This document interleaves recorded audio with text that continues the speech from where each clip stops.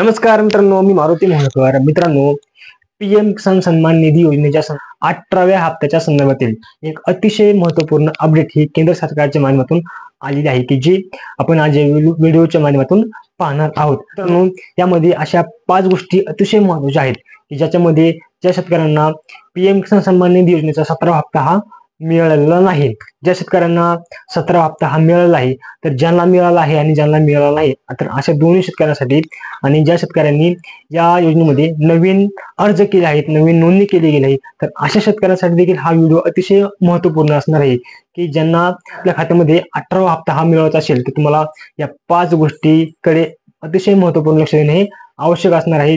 या 5 गोष्टी क्लिअर असणे हे आवश्यक आहे. तर या 5 गोष्टी कोणत्या आहेत, तर त्या आज आपण या ठिकाणी पाहणार आहोत.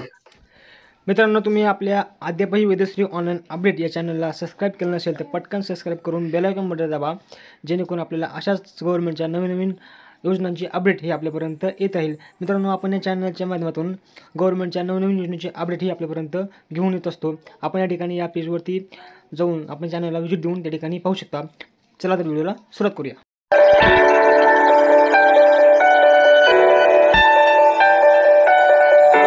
मित्रांनो, आपण जर पाहिलं तर 18 जून 2024 रोजी पीएम किसान सन्मान निधी योजनेचा जो काय 17वा हप्ता आहे, तो 17वा हप्ता शेतकऱ्यांच्या खात्यामध्ये वितरित केला गेला.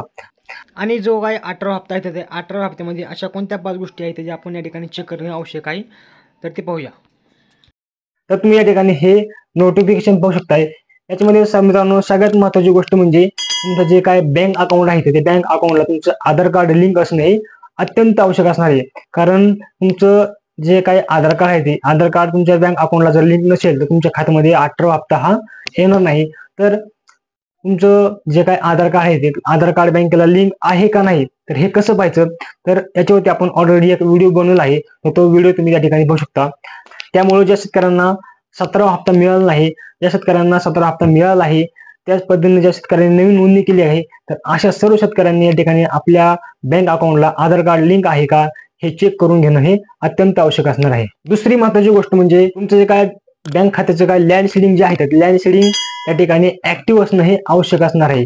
मित्रांनो, आपण याच्यावरती वेळोवेळी भरपूर सारे व्हिडिओ बनवले आहेत. तर लँड सीडिंग हे चेक कसं करायचं याच्यावरती व्हिडिओ देखील आपण या ठिकाणी ऑलरेडी बनवलेला आहे. तर तो व्हिडिओ तुम्ही पाहून त्या ठिकाणी तुमचं जे काय लँड सीडिंग ओके आहे का, तर ते तुम्ही त्या ठिकाणी पाहू शकता. तुमचं जर का लँड सीडिंग ओके असेल, तर तुम्हाला या पीएम किसान सन्मान निधी योजनेचा जो काही येणारा 18वा हप्ता आहे, तो 18वा हप्ता हा तुमच्या खात्यामध्ये नक्की जमा होणार आहे.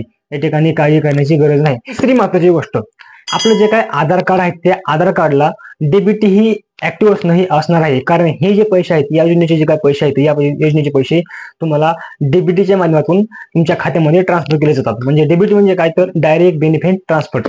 तर त्या ठिकाणी तुमच्या बँक खात्याला डीबीटी ऍक्टिव्ह असणं हे आवश्यक असणार आहे. त्यानंतर मित्रांनो, चौथी महत्त्वाची गोष्ट कोणती आहे, तर तुमची जी काही ई केवायसी आहे, ती ई केवायसी तुम्हाला करून घ्यायची आहे. तर ई केवायसी कशी करायची, तर याच्यावरती देखील आपण ऑलरेडी एक व्हिडिओ बनवला आहे. तर या सर्व व्हिडिओची लिंक तुम्हाला मी या व्हिडिओच्या डिस्क्रिप्शन बॉक्समध्ये देईल. तर तुम्ही त्या ठिकाणी जाऊन तुमची ह्या 4ही गोष्टी तुम्ही त्या ठिकाणी चेक करू शकता. किंवा तुम्ही तुमच्या शेजारचं जे काही आपल्या सरकार सेवा केंद्र असेल, तर त्या ठिकाणी जाऊन देखील तुमची पीएम किसान सन्मान निधी योजनेचे जे काही ई केवायसी आहे, ती ई केवायसी देखील त्या ठिकाणी करू शकता.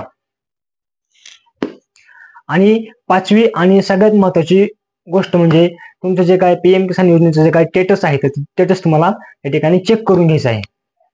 त्या ठिकाणी तुमची काय आधारची स्थिती आहे, तर ती तुम्हाला त्या ठिकाणी चेक करून घ्यायची आहे. मित्रांनो, अशा पद्धतीने हे अतिशय 5 महत्त्वाच्या गोष्टी आहेत, की ज्या 5 गोष्टी तुमच्या या ठिकाणी क्लिअर असणं आवश्यक असणार आहे. मित्रांनो, तुम्हाला जर का याच्यामध्ये